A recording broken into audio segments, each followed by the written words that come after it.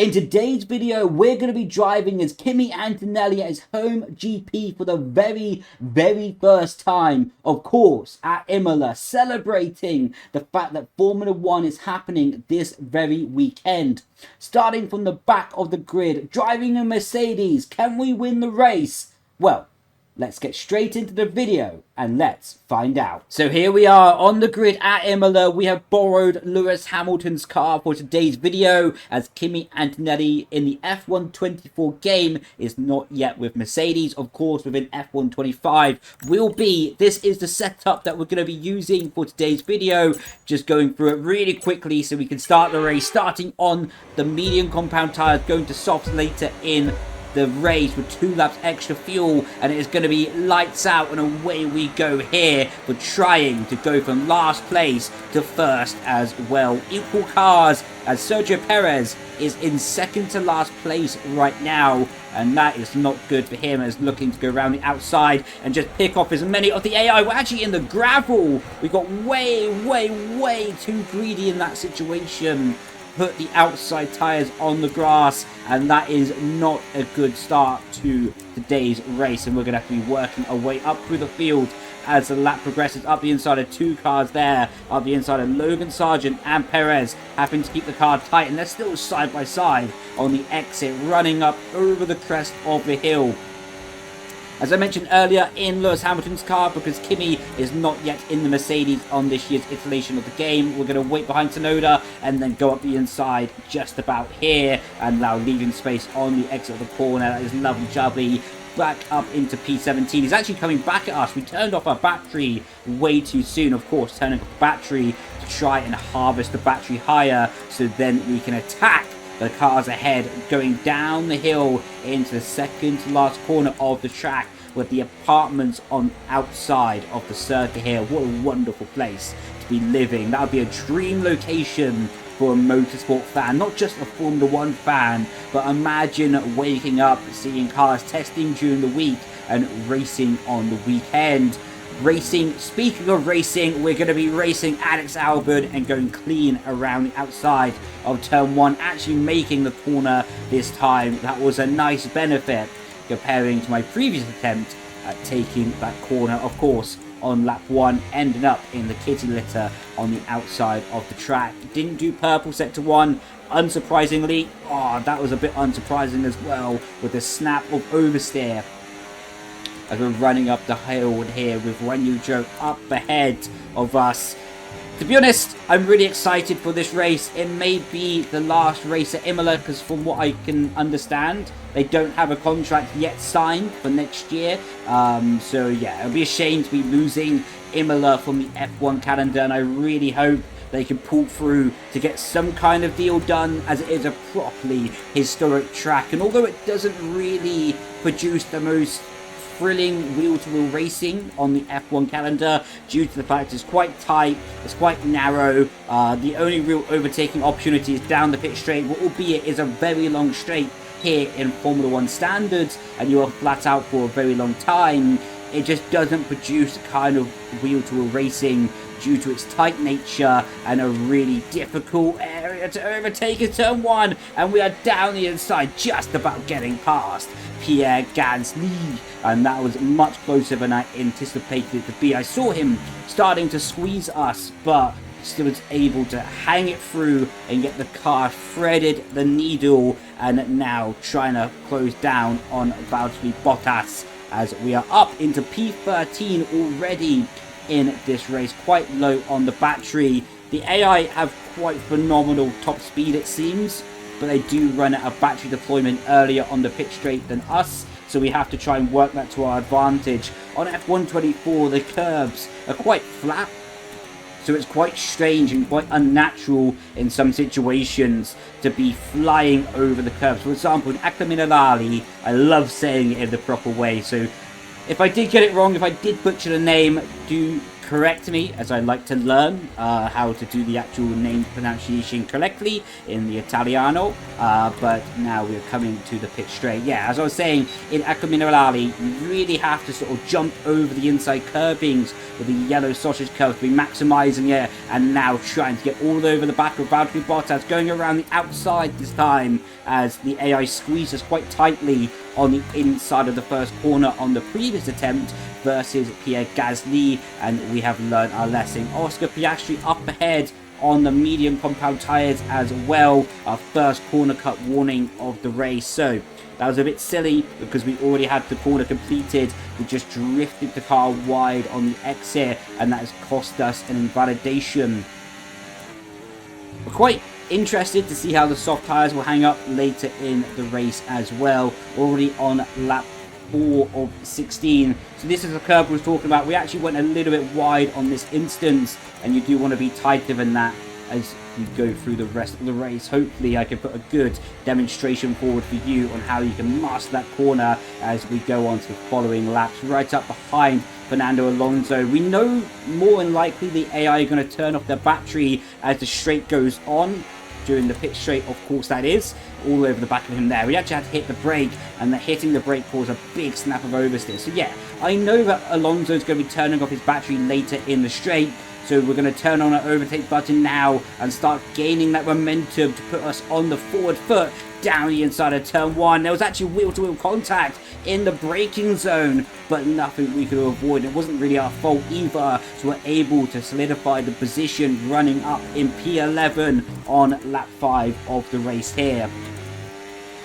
Green in the first sector. I don't really think I've had the opportunity to do a proper clean first sector yet, and that was not clean on the exit. That was a disaster of the traction of the car. Now running up over the hill through the left-hander outside of the DRS of Oscar Piastri right now, so we do need to get back in the DRS zone of him. I don't really feel like Alonso would re-overtake us, but it just would not be optimal for our race time, and we need to continuously make up positions, working our way forward in this race to have the opportunity to be winning today's race. As now we're going down the hill, 6 tenths behind Oscar, and I don't really think, unless we have a phenomenal final few corners, we're going to be close enough to do the same trick to him as we did to Alonso. But with that being said, we are actually quite close. We're closer to Piastri than we were to Alonso. So let's see it. Let's turn on the overtake button and let's work some magic. As now Piastri's gone defensive. It's going to be a bit far back, but we're able to go around his outside and take the points paying positions on lap 6 of the race. AI going side by side up ahead, so we're going to be compromising each other's pace, going for the chicane, and we need to be looking for opportunities. That's the race leader up there, and now behind Ocon, going around the outside of a big snap and wheel spin on the exit, side by side, running up the hill. The AI have better top speed, so we're no competition for Ocon in that situation. He is defensive, what means he's going to be slow on the exit of the corner, but not slow enough for us to do anything meaningful. Again, he went defensive into Aquaminerale, but just not enough track width to make something happen. Going defensive again is Ocon, and that's going to be opening up the opportunity for us to go clean around his outside. That's an overtake I was not expecting to happen in today's video. That was very strange how so many corners in a row, when I wasn't particularly close to the AI, that they continuously just went defensive, defensive, defensive again. Lap 6 of the race is coming to a close, and we are 1.2 seconds of our fastest lap of the race. Just is the battling too far behind Daniel to be using the overtake button to play the same tricks that we previously have been doing. We might have to look for a different overtaking spot on this lap, almost taking a track limit invalidation for again what would have been a very silly mistake. Down the inside maybe, yes, let's look for it. And we have just laying up on the brake, threading in front of Daniel Ricciardo and behind Kevin Magnussen. These soft runners will be needing to box pretty imminently as our mediums are looking better and better. Worried a little bit maybe how those soft tyres might overheat later in the race when we do strap them on, but we can pray that it will give us enough grip advantage that we can manage that and get into the race lead. Behind K-Mag, it's 2 Haas cars up ahead of me, so one of them probably will box and one of them will have to stay out. Let's see who it may be. Ideally, it'll be Hulkenberg who boxes because we can't overtake him on the straight, and it is not going to be Hulkenberg who boxes, it is going to be K-Mag, and we are now going to have a bit of free air on this lap. Too far behind Nico Hulkenberg to make something happen on this straight, so we're going to be using the opportunity to save a little bit of battery through the first chicane. That was a bit scrappy there, and oversteer as we rise up and over the curbing. We're going to be looking to do a bit of an overcut strategy here today. I feel like it can give us a really good soft tyre towards the end of the race, looking a little bit wide there through the complexes of corners. That is a Mercedes leading the race. Of course, we're driving one Mercedes, so the other Mercedes, by natural sort of process of thought, has to be George Russell, who's in the theoretical race lead. I wonder if he was there before the pit stops happened. George Russell has been phenomenal this year in Formula 1 so far. Outstanding. Max Verstappen's also on the medium compound tyre up ahead of us, so that's a driver we'll be directly head-to-head with on the same strategy, competing for the race victory through the left-hander. Hulkenberg probably will box this lap. Will be interesting to see if Max does or not. Max does box and he goes directly to a set. George is in the pits. He's in the pits now. Didn't ask, mate. Let's see if Max can be directly competing with the other cars by going to the soft compound tyre pretty early. And speaking of early, we were not early on the brakes there. We were a mile too late and running wide from our clipping point. Max has gone to the hard compound tyre. That is a bit of an interesting strategy, I'm not going to lie. Something I more than likely wouldn't have been doing. Speaking of stuff I shouldn't be doing, that was a drift, what looked really cool, but was not very efficient for lap time. Max Verstappen somehow has came out in the lead of the race. He was like P3, P4 in that train of cars, and he's been able to jump three teams alone in the pit stop. There must have been teams stacking and sort of chaos happening in the pit stall there. So what we're going to be looking to do is now go a little bit longer in this race, because that is a big train of cars all the way from P2 until P last in this race today is literally in one train of cars, all within each other's DRS. So we're going to go an extra lap here to build up a better tyre delta for what will be the final showdown to be eclipsing the race victory here at Imola through the chicane. That was much better than last lap, much more efficient and building the speed back up. We're not really losing any time to Verstappen either, so it is a pretty dreamy situation. That was not a dreamy situation. Big snap of wheel spin on the exit. Struggling quite a bit with the rear axle as the tyres started to degrade away. As you can see, 36% on the rear right tyre as we're going through the left hander now, just avoid track limits on the exit, and 26.8 seconds to Max Verstappen as we ride up and over the crest of the hill. Now the DRS is starting to be broken to the train, so it's not one solid train of cars leading from the P2 position all the way down to P last. We're moving the brake bias just a click forward to 55%. Although these tyres are done and my stint is completed on these sets of tyres, I still want to apply learning going to the soft compound tyre, which of course going to degrade it very quickly. Slow the car down for the pit lane limiter, just about getting that done. Mercedes, what can you deliver me in the pit stop? It's only going to be good, but that is my mistake there. I pressed it just a fraction too early, and we've lost a handful of attempts in that sort of situation. 1.8 extra laps of fuel as we are trundling down the pit lane. It feels oh so slow.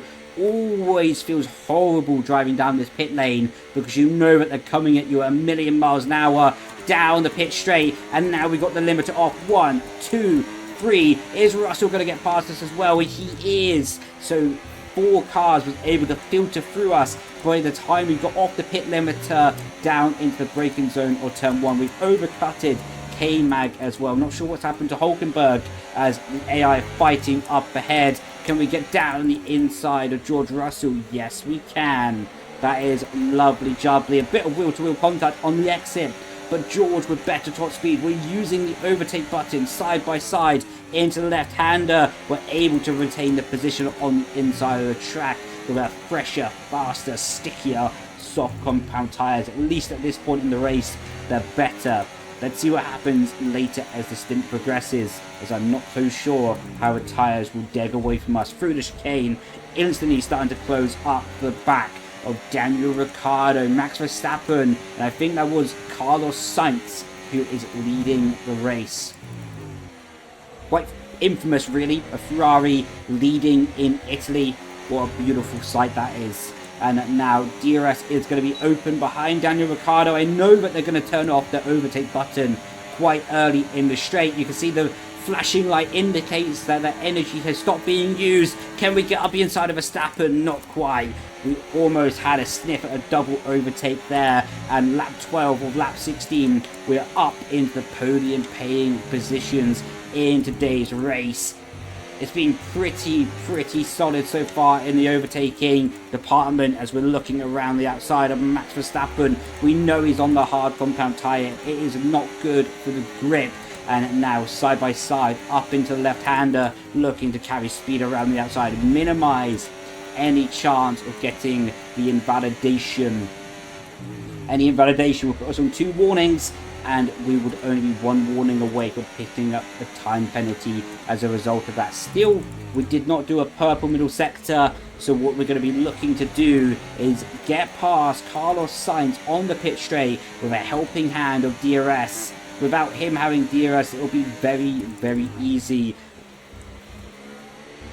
Okay, it's going to be very easy anyway, as he has decided to give us the race lead, but we still got the DRS. We still have the fastest lap of the race, and we're going to be looking to improve on that as the lap progresses, and we're going to try and set the timer sectors alight through turn 1. Full commitment, probably turned in a little bit too early, using the overtake button. 1.1 seconds to Max Verstappen behind us. Down 2 gear, jump over the inside curbing, the rear struggling for the traction, down to 3rd gear, again pick up that rotation again. The rear of the car is a little loosey-goosey. 1.4 seconds to Max Verstappen, half a second up on our delta. Through the left-hander, jump over the inside part of the curb, back on the power nice and early. We've got a decent amount of battery to finish off the rest of the lap. Commit to the inside curves, as I mentioned earlier, and now that should be purple in the middle sector. I'll be surprised if it's not. It is. That is what we need. Don't invalidate the lap through the chicane, but still commit to the grip, the confidence that you can have, using a bit more of the overtake button, building up to 2.2 seconds. And now down into the final corners. Easy to invalidate here. The track limits are not super clear. And now round the final corner of the track, running up to the start finish line. That is 1.5 seconds off the fastest lap of the race with a 14.450. Very crisp, very clean. I like seeing the lap times end with a 0, in all honesty. It just looks a bit better than having an extra number at the end. A few laps to go in this race, and the gap is going to be at 2.2 seconds to Verstappen. So let's cut to the end, where hopefully they won't close in and we can come home and bag the victory. Oh, Carlos Sainz is out of the race. Clearly has too much gravel in his car from when he decided to take a visit to the kitty litter on the second to last corner of the track. Very strange though for the AI to pull off just so suddenly, and then a lap and a bit later to be retiring from the whole race. Haven't seen that before. Coming up to Carlos Sainz stricken Ferrari at the home GP. The race he was previously leading is now on the outside of the track at the marshal's post, and that is not so lovely jubbly for him. From leading the race to now fully retired. We are well on our way to the final lap completion here at Imola. We built the gap up to 4 and a bit seconds to Max Verstappen, 4.5 seconds after he's completed that complex of corners, and it is indeed, and the gap continues to grow as Russell has moved up into P3. So this has been a very successful last to first challenge, driving as what is pretending to be Kimi Antonelli, of course, driving Lewis Hamilton's car, as it is of course still the F1 24 game. And in the F1 24 game, Lewis is at Mercedes and Kimi is still in F2. I really wish Kimi the best. In all honesty, I'm recording this when qualifying is happening, so I have not seen what's happening in qualifying, so feel free to make spoilers down for me in the comments so I can see what's happened. I'll be watching the qualifying highlights after this recording anyway, but fingers crossed, touch wood, we almost spun, touch wood that Kimi Antonelli can have a stellar first home GP and bag some points. So there we have it, we bagged the fastest lap by a considerable margin, won the race by a considerable margin as well, with 4.5 seconds, even with the near spin experience on the final lap. So there we have it, that is the challenge completed, pretending to drive as Kimi Antonelli around his first home GP in Imola. Fingers crossed, touch wood, I do have wood, touch wood, that Imola can stay on the calendar, that Kimi has a fantastic home first GP as well. I've been Brendon Leigh, thank you so much for watching, and I will catch you in the next video. Grazie Versazzi, ciao ciao, bye bye.